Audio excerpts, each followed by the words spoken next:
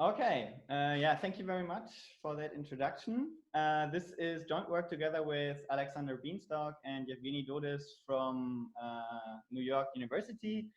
Yeah, as Sophia said, I'm Paul from Ruhr University Bochum, and yeah, the talk includes many words. I will start from the back to the beginning. Group ratcheting protocols. We have heard about ratcheting before. For those of you who are not very familiar with that, it's kind of the core of the cryptography within modern messaging protocols. And if you consider this in a group setting, so group messaging, group instant messaging, you can think of many members within the group sending simultaneously, and that provokes concurrency. And if you have concurrency, the question is, how can you resolve that? And you will see that this is actually a real issue in ratcheting. And before I go deeper into the problem, I will give you a better view of what group ratcheting and what concurrency in that setting means and what the problems are. So the group ratcheting thing is something that produces or computes, establishes keys for the group within their lifetime. And these keys can then, as Rosario said, be used for encrypting messages in a higher level protocol. Now, as we use messaging, especially on smartphones, for a very, very long time, and we use them on mobile devices, so they are exposed to potential attackers, and we have multiple users within groups, the attack surface, especially such an attack surface that allows attackers to obtain the local secrets that we use to compute the group key with which we then use messaging, are very, very broad. And as a result, it is reasonable to think of an attacker scenario in which attackers temporarily can access the local secrets of members of our group. And as a result, not only these local secrets that we use, that includes also the joint group key, but also shared secrets that we use for coming up with this joint group key are leaked to an attacker. And yeah, this may occur multiple times within the lifetime of a group. But as I said, since the lifetime of a group is very long, so for example, think of your family. This group maybe exists for your entire lifetime. We don't want to give up on security until our family dies out or something like that. So we want to have a mechanism that helps us to recover into a secure key establishment within that group again. And such a mechanism could, for example, continue or include generating and sampling new secrets, but then also deriving and sharing respective public values. And after these public values are shared by each user who has been exposed or whose secrets have been exposed to the attacker, eventually what we want to have is a group's secure group key again. Now, what you can see here in this sequential mode is that this takes a lot of time if each recovery of each user who has been exposed can only occur in a sequential manner such that nobody can, or no two users can recover at the same time. So what we would wish to have is something that helps us to recover concurrently, that gives us an enormous speed up, but the issue that we need to solve is we need to merge these recoveries. So the target that we have and that we think in our work is very valuable would be obtaining a secure group key in a very short time frame after users have been exposed, and this is called post-compromise security. And this time arrow should show you that we would like to have a very quick recovery into post-compromise security again. We would like to have small shares such that the load on the network for such recoveries keeps minimal. And we want to allow concurrency, because otherwise, as I said, recovery from such exposures take a very long time. And especially if we only allow for sequential recovery, we would need to have some consensus mechanism. We would need to have a mechanism that arranges which user can recover when, And especially in decentralized networks, this is, or appears to be at least, inapplicable.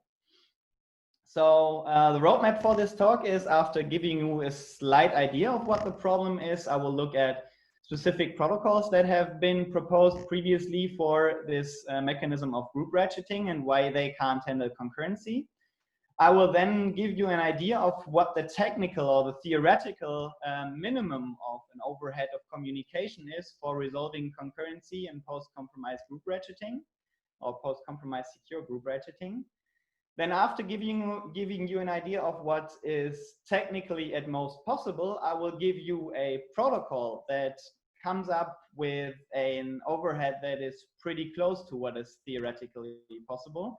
So this is the third step, and afterwards I will give you some further open questions that our work poses and proposes for future work. Okay, so let's start with what the problems have been. Before that, we can think of this recovery mechanism as something that is dynamic group key exchange. So you can think of a group that allows you to remove and add new users. Then what happens with the exposure is that we now have unwanted members or unwanted identities. And the mechanism of recovery essentially means that these old users or these old identities are removed from the group, then new identities are generated and given to the users who have been removed from the group, such that they are, again, with secure identities, part of the group.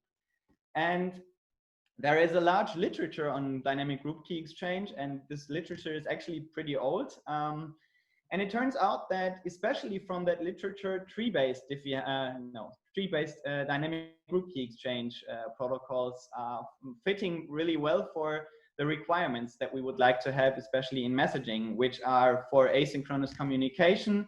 That firstly, we would like to have a small communication overhead, which is due to this tree-based structure, logarithmic in the number of members.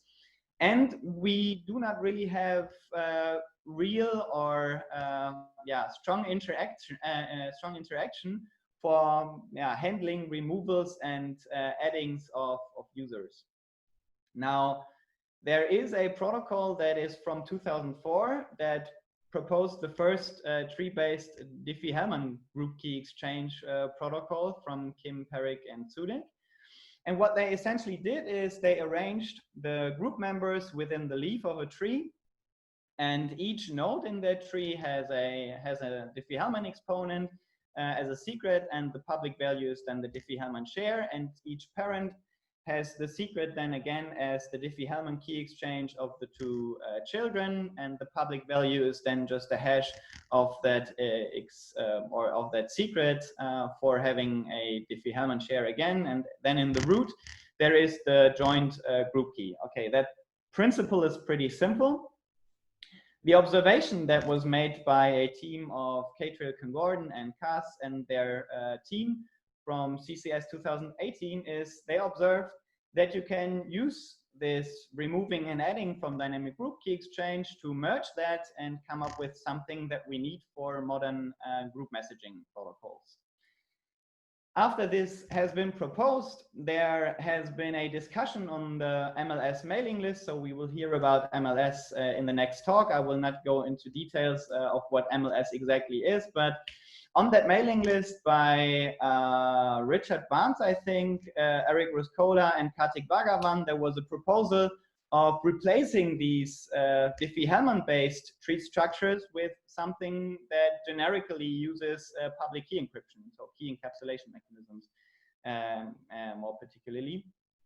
And this observation is pretty great. So how does the computation of the group key work there? Or especially how does the recovery work? And if you understand that, then you also understand how that tree is built. So the idea is pretty simple. What you do, or what user C does for recovering from their exposure of an old secret key SKC, is they generate a new key pair SKC prime PKC prime by sampling a value XC prime, using this XC prime as the secret key, and then deriving from the secret key the public key. Okay, this is pretty simple. Now all the nodes on the path to the root also need to be updated, because this is what C or each user needs to know, the secrets on the path to the common root. And these secrets are derived as follows. The secret xc prime d is derived from the secret xc prime via a key derivation function.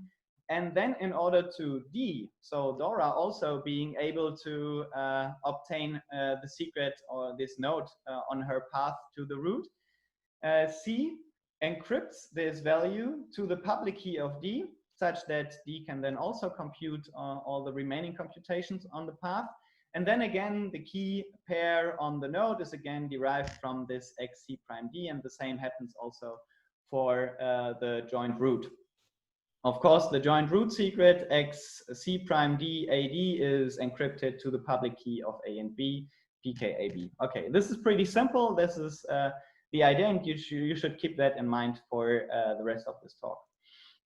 Now, there have been enhancements to this approach, especially providing better forward secrecy guarantees, and formally analyzing this mechanism has been done by Joel Alvin and his team, which has been presented at Crypto this year. And there is another work that proposes a mechanism to maintain a balanced tree, because this is very important to keep this overhead of logarithmic in the number of group members. There are also other key aspects in these papers, but those are that I wanted to mention here.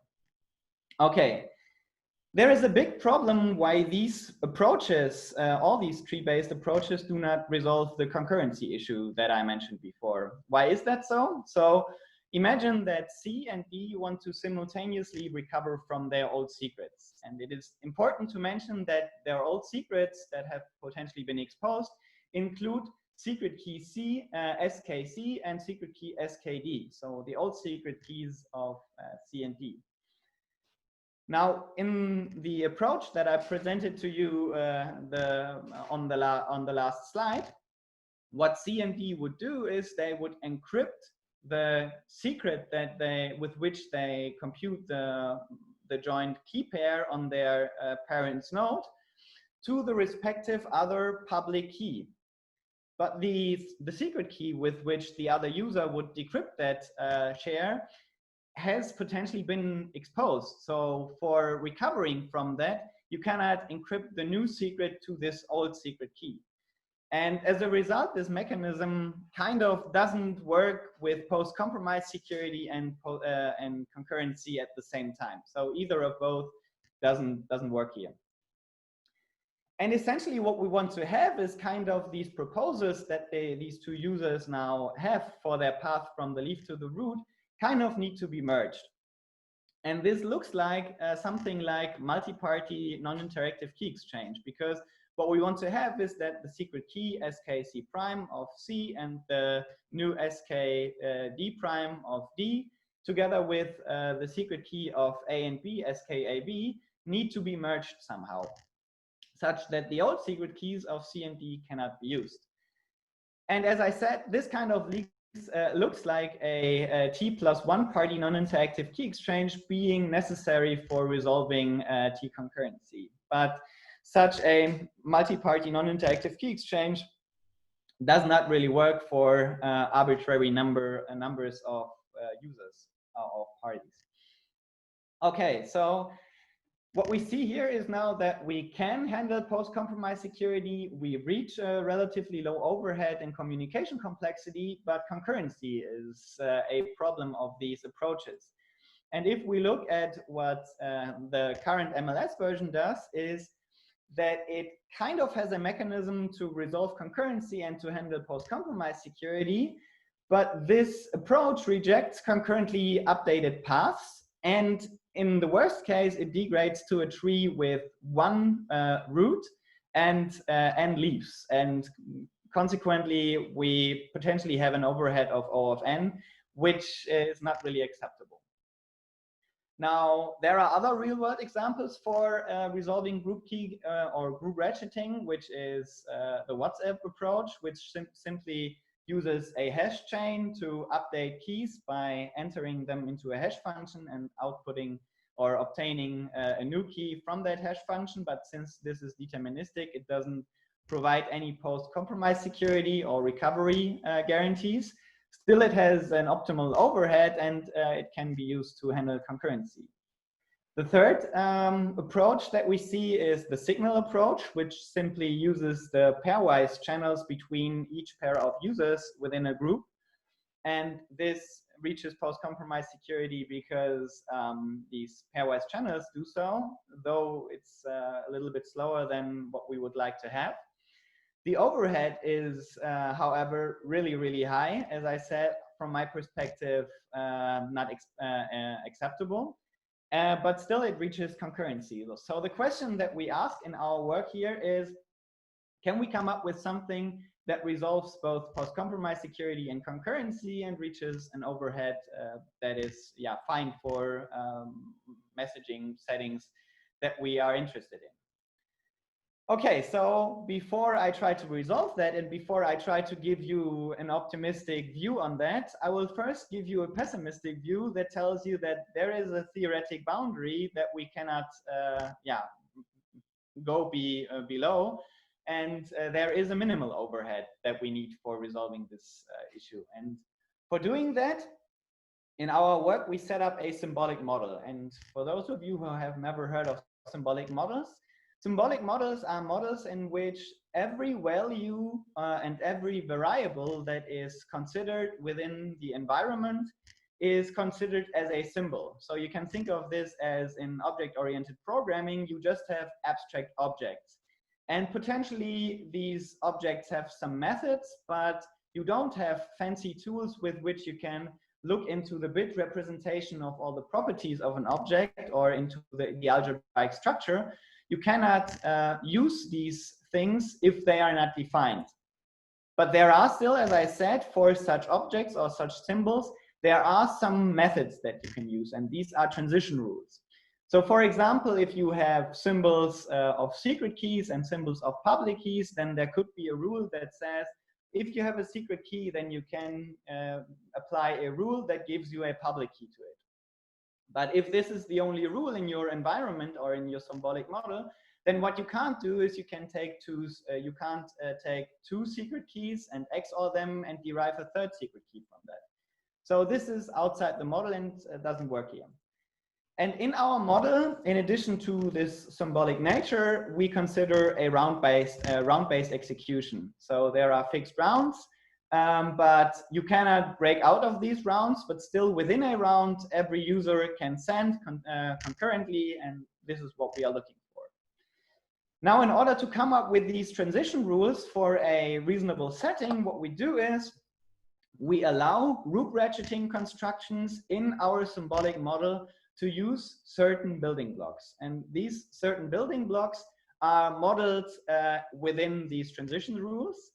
And the idea of this is that we try to argue, or that we argue, that for any group ratcheting construction that uses these building blocks in order to reach post-compromise security with a minimal overhead under concurrency, then there is a certain boundary for reaching this minimal overhead, or for this minimal overhead.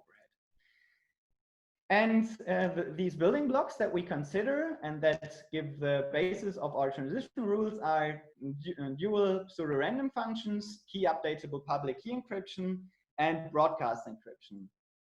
And it is important to note, even though this is of course a limited number of tools that group ratcheting constructions can use in that model, it is important to note that all previous works that I presented to you in the related work section of that talk used nothing that is more powerful than what we allow here.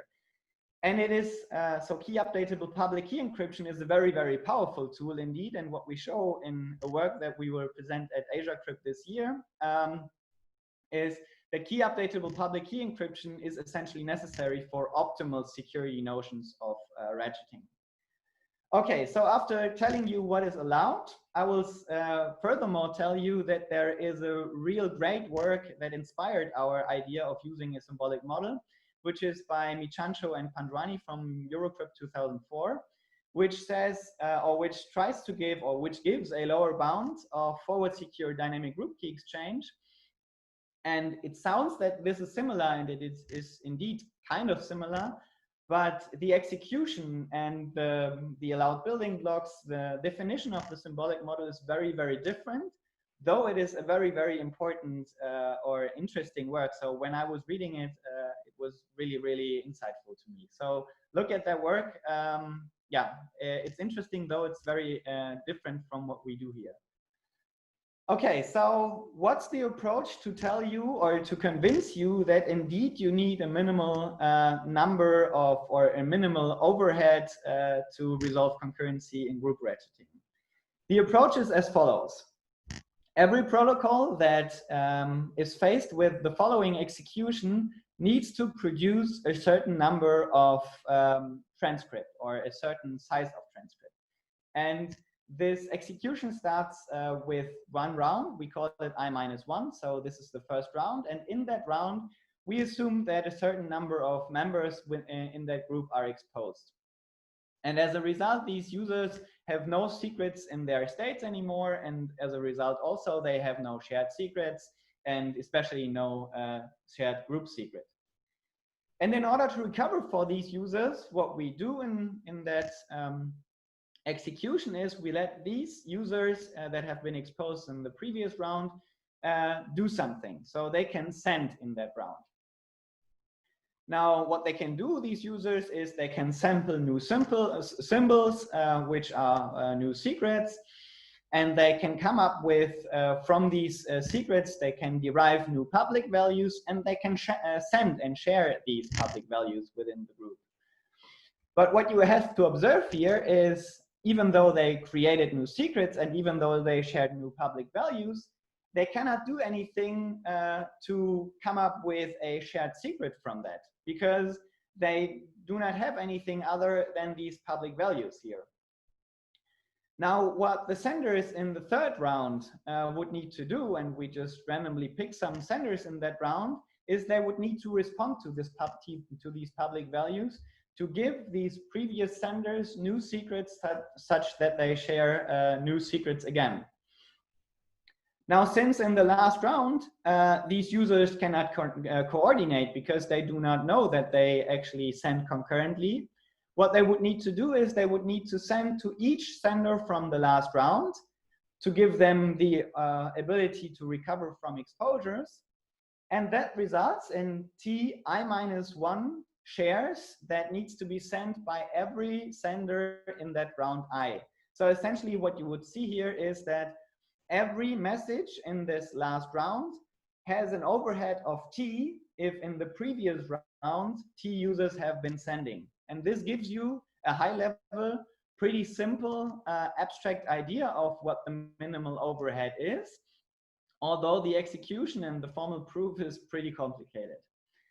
And what I need to note here is that even if we would have allowed non-interactive key exchange as a building block in our model, this wouldn't resolve this situation in the second round where only shared public value, or only public values are known for the exposed users.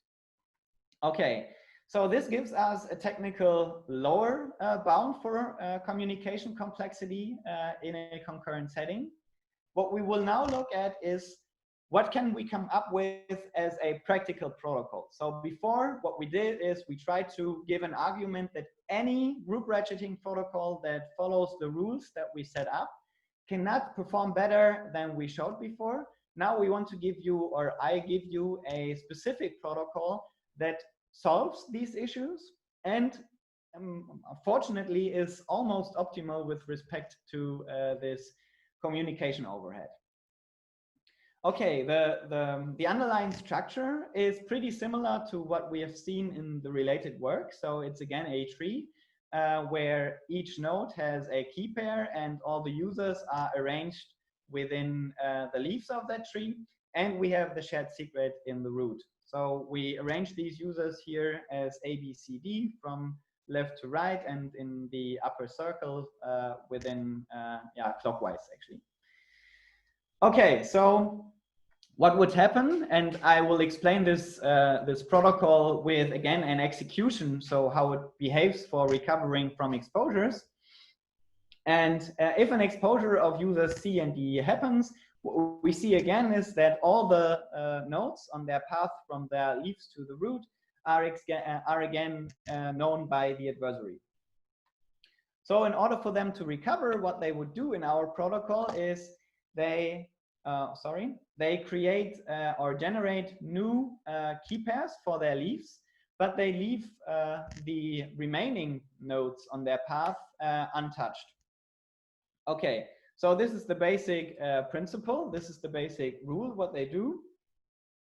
And afterwards, what they do, what senders in the second round would do is they again follow that previous approach, what the senders in the second round did, which is they generate new key pairs.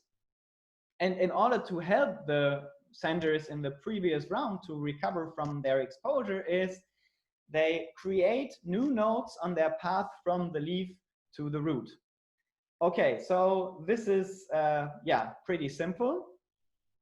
They generate new secrets on the path, but what they would need to do then is they would need to let everybody know which secrets they would need to know in order to compute their path.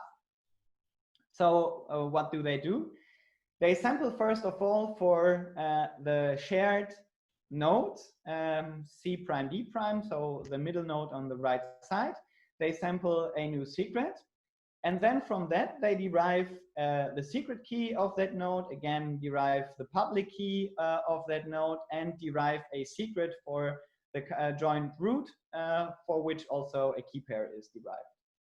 Now, in order to everybody know what they need to know for deriving the secrets on their path to the root, first, these two senders encrypt the shared secret for the key pair of the middle node on the right side to each of the previous senders from the last round. So they encrypt it to their new key pairs or to their new public keys.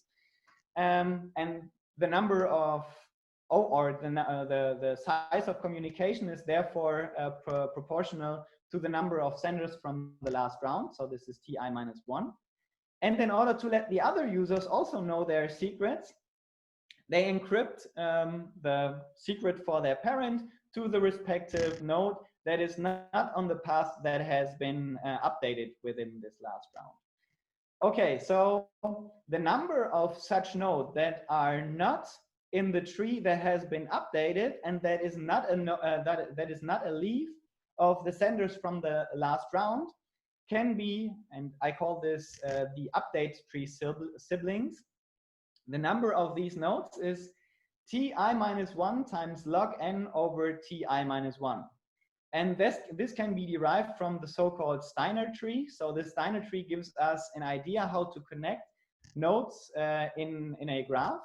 And especially here, this gives us the bound of communication complexity for our protocol. And if we sum this up, we come up with, for T concurrency, with a bound of T plus T times log n over T. So this is the number of shares that need to be sent within each round. And luckily, this is more specifically for the case of no concurrency, log n, and for the case of full concurrency, O of n. So in either of the protocols that I presented to you from the related work, our protocol is at least as good as that, and still it provides us with concurrency for the cases in which only few users are concurrently sending. Now, what you could wonder here is that why can't we solve this issue here within the second step already? And the reason for this is actually pretty much fundamental. So intuitively, what you would need to resolve this issue within this second step already is, again, having multi-party non-interactive key exchange. And we don't have that, and as a result, we need to rely on a two-staged recovery process. Okay, I'm coming close to the end of my talk. So I just quickly summarize what I told you so far. there hasn't been any protocol before that simultaneously solved post-compromise security, concurrency, and provided a small communication overhead. What we show in our formal work that we will hopefully publish soonish with all the formal proofs is that there is a minimal overhead, that any protocol that only uses the techniques that also previous protocols used, for achieving post-compromise security and resolving concurrency. We give a specific protocol that handles concurrency and comes up with an overhead that is pretty close to what is our theoretic minimum. And still there remain open questions. For example, there is still a gap between our upper bound and our lower bound. And the question is, can we close that? I mentioned that work by Michancho and Pandwani on dynamic group key exchange, and what they looked at was forward secrecy. In our work, we only considered post-compromise security. So potentially, one can close this gap by combining forward secrecy and post-compromise security as a requirement, and potentially these two requirements push the lower bound even further, such that our construction is even more optimal, or appears to be more optimal. Then the question is, what can happen with our lower bound, and potentially what can happen with constructions if we indeed allow for non-interactive key exchange? This is a big question. I mentioned that there are intuitive and kind of real indications that it doesn't really help you much. And finally, there might be a way to allow for better communication complexity by allowing more steps to result or to reach post-compromise security again. So potentially not only 2 rounds of communication, but maybe 4 rounds of communication are allowed in your environment to reach post-compromise security, and then potentially you can decrease the overhead. And as I said, this kind of has application to MLS. So currently MLS doesn't, as far as I know, resolve this issue. And for resolving this issue, we have been made aware recently that our approach is pretty similar to what a combination of the propose and commit mechanism that is established in the MLS protocol, and the tainted tree-cam approach that is one of the 2 papers that I mentioned by Joel Alvin and their team. If you combine these 2 mechanisms and then tweak it a little bit such that also updates are contained, then you can come up with a solution that looks like what we do here. Okay, so thank you very much for your attention.